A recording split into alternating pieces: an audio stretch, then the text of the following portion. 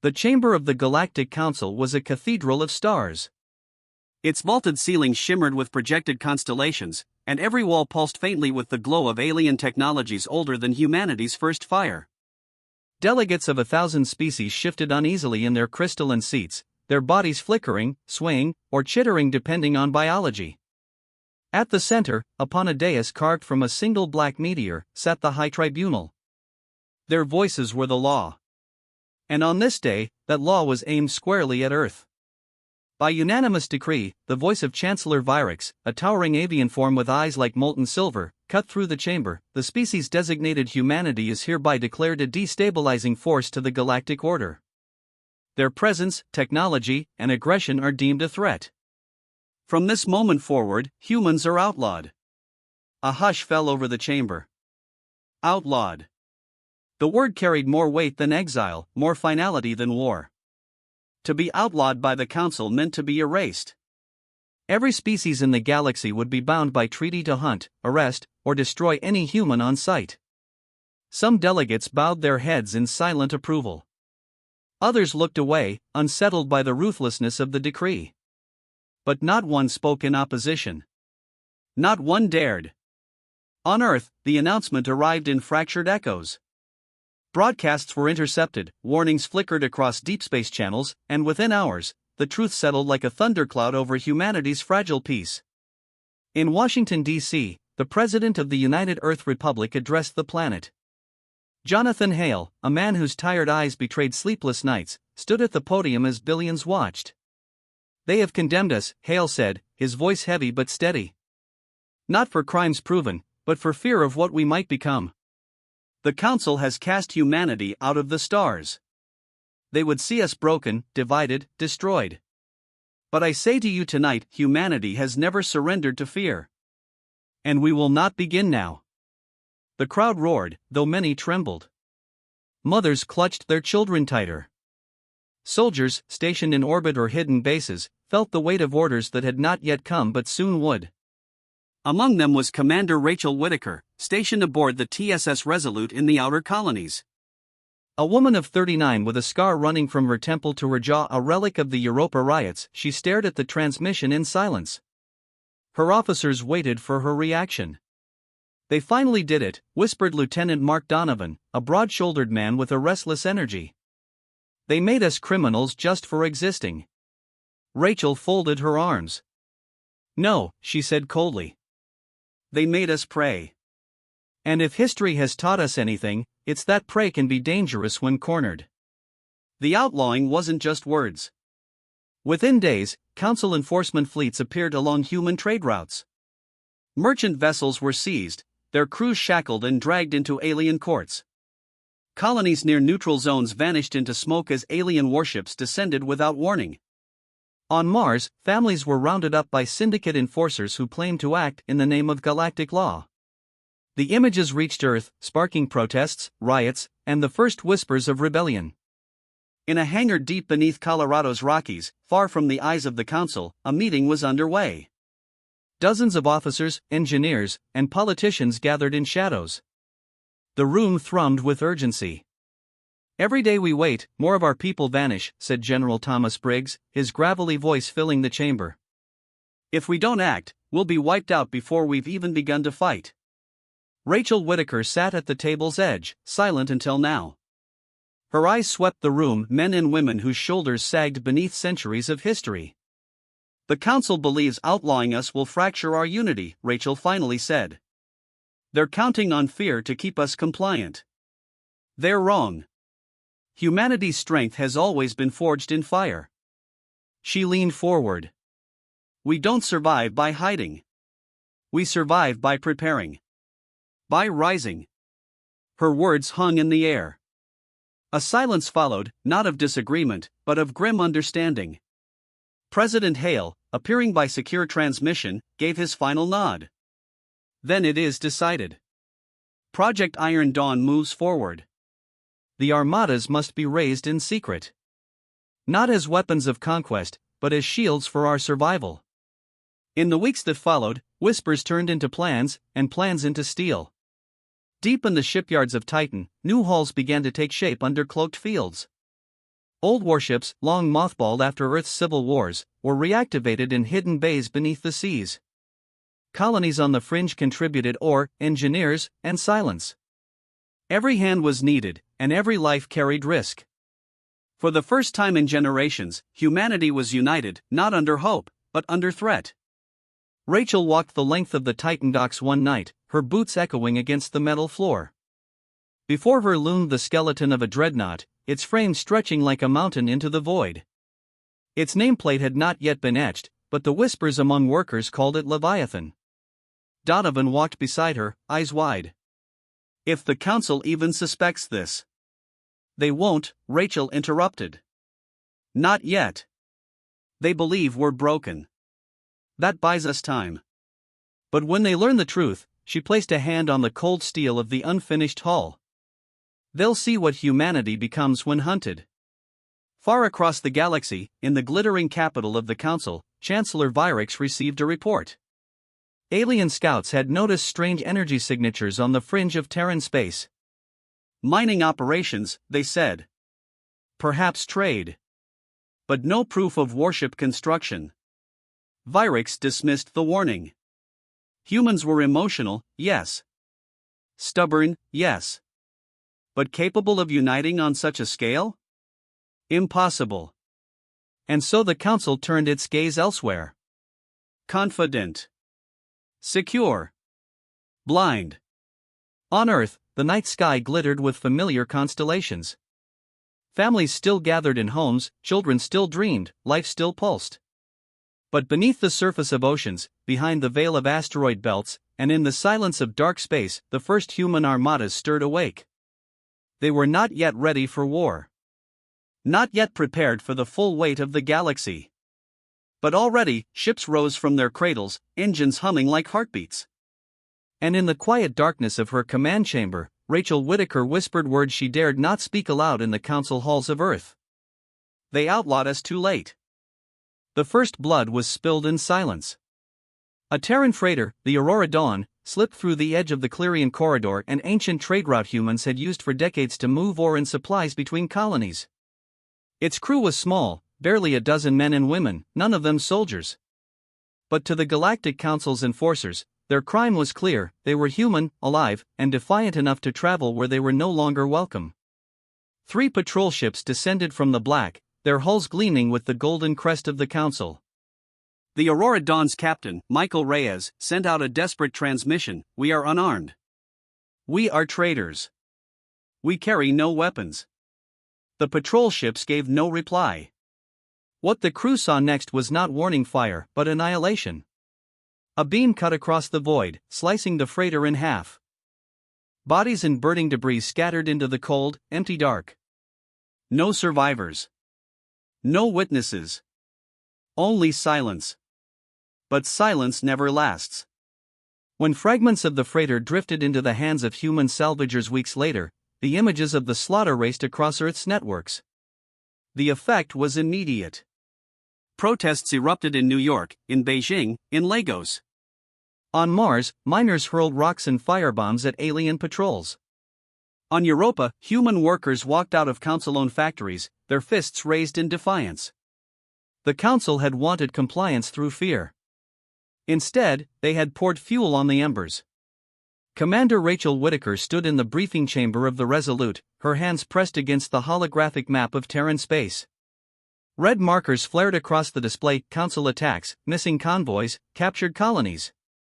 "They're escalating," Donovan muttered beside her. His usual energy was gone, replaced by a taut, simmering fury. "Picking off our civilians like pests. And we're supposed to stay quiet?" General Briggs' voice came across the secure channel, gravel grinding against every word. "The Armadas aren't ready. If we strike too soon, we expose everything. We need months before we can stand against even a fraction of their fleets." Rachel's jaw tightened. And in those months, how many more families vanish? How many ships burn? Silence answered her. A silence heavy with truth. Finally, President Hale broke it. His voice was calm, but beneath it Rachel heard exhaustion. "We cannot win a war today. But we can make them bleed when they hunt us. Commander Whitaker, you'll take the Resolute and a Shadow Squadron. Hit their patrols. Don't provoke a war, but remind them humans do not die quietly. Rachel nodded once. The order carried no glory. Only inevitability. Their first strike came 2 weeks later. The Resolute and 4 smaller frigates hid in the shadow of a nameless moon, their engines cold, their hulls disguised with heat-dampening layers. Patience clawed at the crew, hours stretched, tension rising until the patrol appeared. 3 alien warships. The same golden crests. The same arrogance. Rachel's voice was steady as she gave the order. Weapons free. What followed was not battle. It was ambush. The first salvo tore through the patrol's lead ship before its shields even registered the attack. The second crippled another, its engines exploding into shards of molten wreckage. The third ship tried to flee, broadcasting frantic distress signals, but the Resolute ran it down, cutting its hull in two with railgun fire. When the silence returned, human cheers filled the calms. But Rachel did not cheer. She only stared at the wreckage drifting in the void. She had won, but she had also declared. There was no going back. News of the ambush spread like wildfire across human networks. To Earth's people, it was hope. Proof that humanity could fight back, even win. In the outer colonies, young men and women lined up at hidden recruitment posts. Engineers toiled without rest in Titan's docks, welding steel until their hands blistered. Old veterans dug out mothballed uniforms. Humanity, once fractured, was uniting under a single truth: the galaxy wanted them gone. And they would not go quietly. But in the council's halls, the reaction was fury. Chancellor Vyrix slammed his Talon hands against the dais as reports filled the chamber. They dare strike at us? After we granted them mercy? Mercy, spat Counselor Zather, a reptilian form with eyes like coals. We condemned them to extinction. What did you expect? That they would bow? Humans are dangerous precisely because they do not know when to kneel. Others muttered uneasily.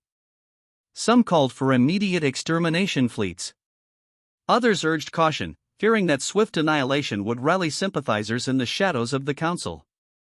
But one fact was clear: humanity had crossed a line. The council began to prepare for war. Rachel Whitaker sat in her quarters that night, staring at the stars. Donovan entered quietly, carrying a flask. He poured 2 glasses, slid one across the table. You know this doesn't end well, he said, his voice low. The council's too big. Too many fleets. Even if we raise the Armadas, we'll be outnumbered 100 to 1. Rachel lifted her glass but didn't drink. When has humanity ever needed odds in its favor? Every war we've survived, every trial we've endured, the numbers said we'd lose. But we didn't. We adapt. We endure. Donovan snorted, but there was no humor in it. You really believe we can win? Rachel finally looked at him, her scar catching the dim light. I believe we can make them afraid. And fear changes everything. On Titan, the dreadnought Leviathan neared completion. Its black hull gleamed like obsidian, its spine lined with rail cannons and missile batteries. Workers whispered that it was more fortress than ship, a beast built to defy gods. Beside it, smaller destroyers and carriers took shape, the beginnings of a fleet meant not for survival, but for defiance. But with progress came betrayal. Deep within the council's archives, a transmission flickered into existence. Secret images. Human shipyards. Construction blueprints. Someone, somewhere within Earth's fragile unity, had sold their secret. When Chancellor Vyrix saw the data, his silver eyes glowed with triumph. So the prey bares its teeth, he hissed. Then we shall break them before the bite draws blood. He dispatched the Vanguard fleet, 200 warships, toward the edge of Terran space. Unaware of the betrayal, Rachel stood aboard the Resolute, watching as her squadron refueled at a hidden depot. She felt the pulse of destiny building, like storm clouds pressing against the horizon. She did not yet know that a storm greater than any in human history was already on its way. And so the galaxy held its breath. The Council, mighty and united, prepared to crush the species it had outlawed. Humanity, wounded but unbroken, forged weapons in the dark. And somewhere between them, fate sharpened its blade. The first sparks had ignited. And soon, the fire would spread. The void at the edge of Terran space trembled. 200 Council warships emerged from hyperspace in a cascade of light, sleek destroyers, dreadnoughts, and carriers painted in the golden insignia of the Tribunal. They moved in perfect formation, like a blade forged for execution. Their orders were absolute: crush the Terrans before their hidden armadas could be born. Admiral Kryth, commander of the Vanguard fleet, stood tall on the bridge of his flagship, eyes fixed on the Black Sea ahead. His people, the Erics, masters of strategy, had always warned that humans were too reckless to be trusted. Now he would end that debate with fire. Advance, he commanded, his voice like steel. Burn them out. Far away, hidden deep within Titan shipyards, alarms wailed. Rachel Whitaker stood on the command deck of the Resolute, her jaw tight as she read the incoming reports. They know, Donovan said, slamming a fist against the console. The Council knows about Titan, about the Armadas. Someone betrayed us. Rachel didn't answer. Her mind was already moving faster than the words around her. Titan was not ready, the Leviathan was days from completion, half the fleet still without shields or jump drives. But waiting was no longer an option. She activated the secure channel. President Hale's face appeared, grim but resolute. They're coming with everything, Rachel said. If Titan falls, the dream dies with it. Hale nodded slowly. Then it won't fall. The Armadas must rise now, finished or not. Commander Whitaker, you'll lead them. Hold the line, whatever the cost. The transmission cut, leaving only silence. Rachel turned to Donovan. Sound the call. Every ship, every pilot, every engineer who can fly. Titan rises today. The docks erupted into chaos. Mechanics scrambled to weld last-minute armor plates, engineers jammed power cores into half-finished frigates, cadets were pulled from training simulators and shoved into cockpits. In the shadow of Titan, hundreds of ships stirred. Old Terran war relics pulled from ocean vaults. Civilian freighters retrofitted with missile pods. Brand new destroyers trembling with untested engines. And at the center, the unfinished Leviathan, its vast cannons dark but its engines roaring to life like a beast awakening from centuries of slumber. Donovan stood beside Rachel as the fleet aligned for its first true deployment. He exhaled sharply, his voice rough with awe. God help us. We're really going to do this. Rachel placed her hand on the arm of her command chair, her scar catching the light. No, she said softly. God help them. The two forces met near the barren moons of Kaliroe, where no world would mourn the dead. Admiral Kryth's fleet advanced in perfect arcs, golden ships blotting out the stars. Against them, the Terran Armada rose like a storm of iron and defiance, chaotic, mismatched, half-finished. But alive. Humans, Kryth muttered as his tactical displays lit with red markers. So eager to die. He raised his hand. Fire. The void erupted. Council beams lanced forward, shredding the first Terran frigates, burning holes through unarmored hulls. Explosions blossomed like dying suns. Human crews screamed through the calms before silence claimed them. But the humans did not scatter. They charged. Rachel's voice thundered through the fleet comms. They outlawed us. They thought we'd kneel. Show them what it means to be human. All ships returned fire. Railguns spat tungsten slugs that tore through Council shields like spears. Missile swarms streaked into golden formations, detonating in flashes that shook the stars. Old Earth carriers released waves of drone fighters, crude but relentless, swarming like hornets. The Council's perfect formation faltered. On the Resolute, the deck shook as a near-miss rocked the shields. Donovan gripped the console. We're not going to survive this, Rachel. Then we make damn sure they don't either, she snapped. Bring us around. Target their carriers. The Resolute dove between bursts of plasma fire, its railguns hammering into the belly of a council carrier. The massive vessel shuddered, engines erupting in a fireball that sent shrapnel tearing into its escorts. Across the battlefield, human captains fought like wolves. A civilian freighter, its cargo bays stuffed with explosives, rammed headlong into a council dreadnought, sacrificing itself in a blaze that crippled the larger ship. Fighters dove through gaps in formation, striking engines and reactors with pinpoint fury. For every Terran ship destroyed, another pressed forward, hungry, unbroken.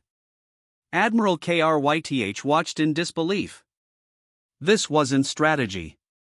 This wasn't war. It was survival made into a weapon. These creatures, he whispered. They choose to burn, and in burning, they kill. At the heart of the chaos, the Leviathan emerged. Its unfinished hull still bore scaffolding, its weapon banks incomplete. But its engines glowed like suns, and its main cannon, the massive spinal railgun, thundered to life. Rachel's breath caught as the ship filled her viewscreen. By God! The Leviathan fired. The shot tore through the void, a tungsten spear accelerated to near-light speed.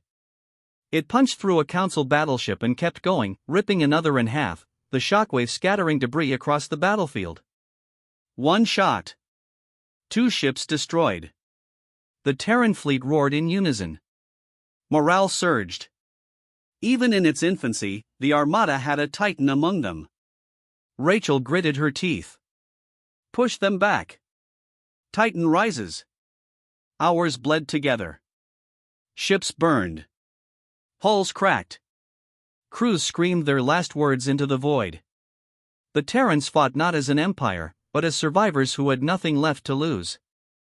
And slowly, impossibly, the golden perfection of the Vanguard fleet crumbled under their fury. By the time the Council signaled retreat, nearly half their ships lay in ruins. Titan was scarred, Terran spacebled, but humanity still stood. On the bridge of the Resolute, Rachel slumped into her chair, sweat streaking her face. Donovan let out a long, shaking laugh.